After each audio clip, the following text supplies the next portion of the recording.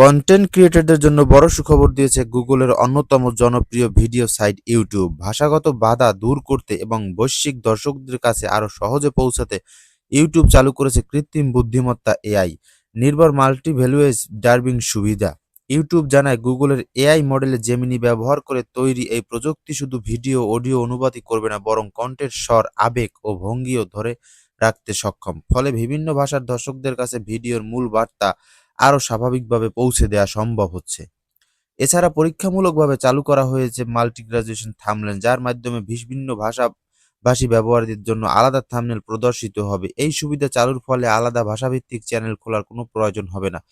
নির্মাতারা এটি চ্যানেল থেকে বিভিন্ন ভাষায় কন্টেন্ট উপস্থাপন করতে পারবে। ইউটিউবের তথ্য অনুযায়ী যেসব নির্মাতা ইতিমধ্যে এই ফিচার ব্যবহার করেছেন তাদের ভিডিওর দর্শক সংখ্যা প্রায় 25% বৃদ্ধি পেয়েছে। জনপ্রিয় কন্টেন্ট নির্মাতা মার্ক রোবার প্রতিটি ভিডিওতেই প্রায় 30টি ভাষার অডিও যুক্ত করেছেন, যার ফলে দক্ষিণ কোরিয়ার শিডিউল থেকে শুরু করে ব্রাজিলের সাও পাওলো পর্যন্ত বিশ্বের নানা প্রান্তে দর্শক তার ভিডিও উপভোগ করছেন।